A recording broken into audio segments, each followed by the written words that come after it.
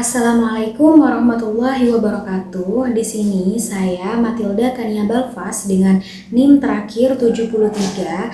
Pada video kali ini saya akan mempresentasikan tentang tema Teknik Akuntansi Keuangan Sektor Publik. Baik, di bagian pertama ini saya akan menjelaskan apa sih pengertian dari teknik akuntansi sektor publik. Jadi, teknik akuntansi sektor publik adalah metode atau cara lembaga pemerintah untuk mencatat, mengelola, dan melaporkan keuangan negara ataupun daerah. Kalau perusahaan swasta itu tujuannya untuk mencari keuntungan. Jadi, uang yang dikelola itu bukan milik pribadi ataupun perusahaan, tetapi berasal dari masyarakat seperti pajak, distribusi, ataupun pendapatan negara lainnya. Karena uangnya berasal dari rakyat, maka penggunaannya harus tercatat dan jelas.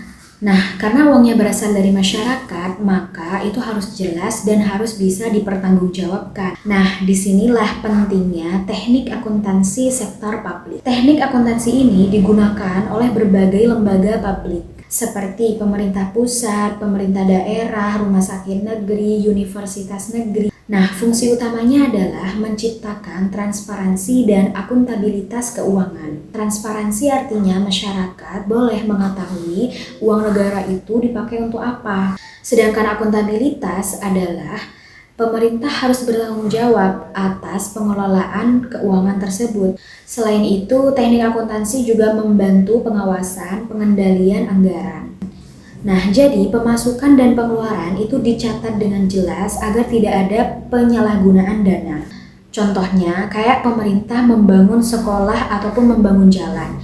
Nah, itu harus dicatat dengan jelas dan rinci, mulai dari anggaran, pembelian bahan, pembayaran pekerja. Nah, dengan adanya seperti itu, dana bisa diperiksa dan juga bisa diawasi. Jadi, intinya teknik akuntansi sektor publik itu sangat membantu bagi pemerintah dalam mengolah keuangan negara secara tertib, transparan, dan yang pastinya bisa dipercaya untuk masyarakat. Dan selanjutnya, saya akan membahas tentang sistem akuntansi sektor publik.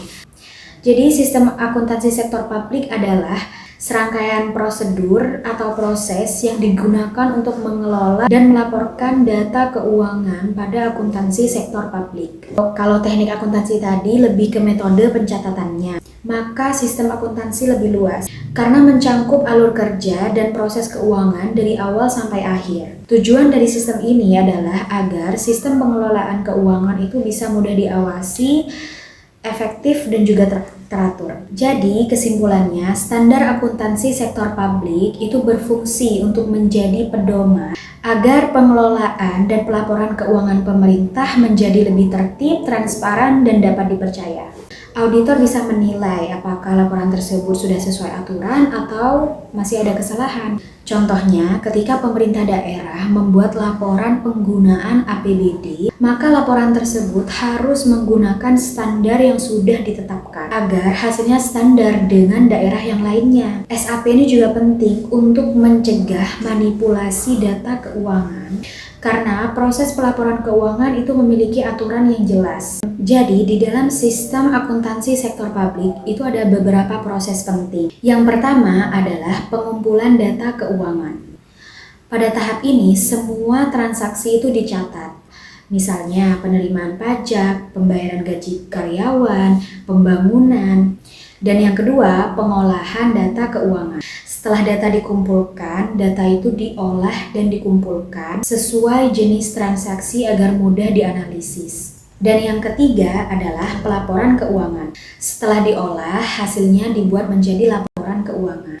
Seperti laporan anggaran, laporan pendapatan, ataupun laporan pengeluaran. Laporan ini tuh penting banget karena sebagai bentuk pertanggungjawaban pemerintah kepada masyarakat. Yang terakhir adalah pengawasan dan pengendalian internal. Artinya ada proses pemeriksaan agar tidak ada kesalahan, penyimpangan, atau korupsi dalam pengelolaan dana publik. Dengan adanya akuntansi sektor publik, pemerintah dapat mengetahui apakah penggunaan anggaran sudah sesuai tujuan atau belum.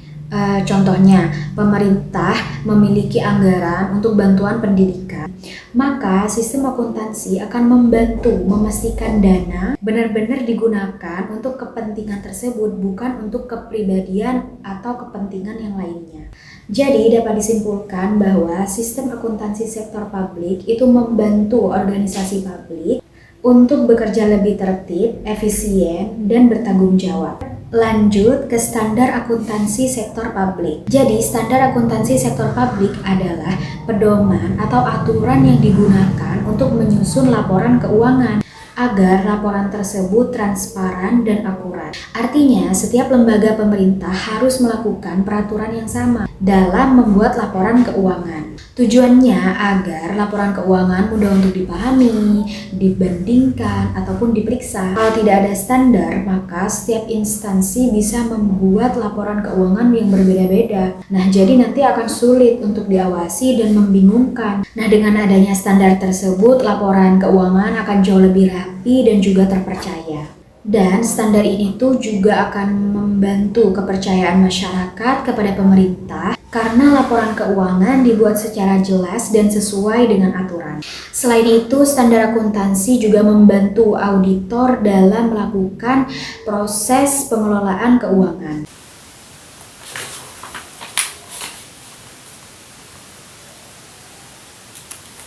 Hai, halo semuanya, kenalin aku Cica Faramida dengan NIM akhir 37. Aku dari kelompok 9. Di sini aku akan menjelaskan tentang teknik-teknik akuntansi sektor publik. Selanjutnya saya akan membahas tentang teknik-teknik dalam akuntansi sektor publik.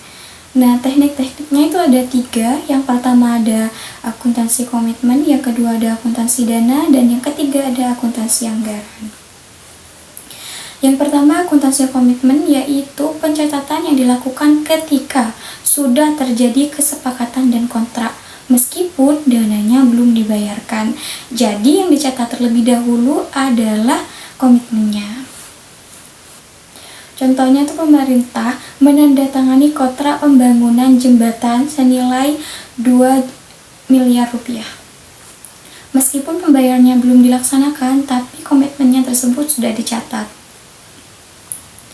Yang kedua, akuntansi dana digunakan untuk mengelola dan mengelompokkan dana berdasarkan dengan tujuannya, sehingga setiap dana yang dikeluarkan dapat dipertanggungjawabkan sesuai dengan fungsinya. Contohnya itu ketika sekolah mendapatkan dana BOS sebesar 500 juta rupiah, nah dana tersebut hanya boleh dipakai untuk kebutuhan pendidikan, tidak boleh dipakai untuk keperluan yang lainnya. Yang ketiga ada akuntansi anggaran, digunakan untuk mencatat dan mengawasi pengeluaran anggaran yang sudah disepakati. Tujuannya agar pengeluaran tidak melebihi anggaran tersebut. Contohnya, pemerintah menganggarkan 800 juta rupiah untuk pembangunan fasilitas kesehatan, lalu memantau apakah realisasi pengeluaran sesuai dengan anggaran tersebut. Selanjutnya adalah basis kas dan basis akrual. Basis kas adalah pendapatan atau pengeluaran yang diakui ketika uang benar-benar diterima atau dibayarkan. Contohnya ketika pemerintah menerima pembayaran pajak hari ini, maka pendapatannya dicatat hari ini juga. Yang kedua ada basis akrual, yaitu pendapatan dan pengeluaran dicatat ketika terjadi transaksi, meskipun uangnya belum diterima atau dibayarkan. Contoh basis akrual, misalnya rumah sakit pemerintah sudah memberikan pelayanan kepada pasien, sehingga pendapatannya sudah dicatat, meskipun pembayarannya masih akan dilakukan di bulan depan. Yang terakhir adalah perbedaan antara basis kas dan basis akrual. Perbedaan utama dari keduanya terletak pada waktu pencatatan. Pada basis kas, pencatatan dilakukan ketika terjadi aliran kas masuk dan keluar. Metode ini lebih sederhana tetapi belum memberikan informasi keuangan secara menyeluruh. Sedangkan basis akrual mencatat ketika transaksi terjadi, sehingga piutang dan utang juga diakui. Metode ini lebih memberikan informasi yang lebih lengkap dan akurat. Oke, terima kasih sebelumnya sudah tonton channel YouTube kami sampai selesai. Kurang lebihnya kami mohon maaf. Wassalamualaikum warahmatullahi wabarakatuh.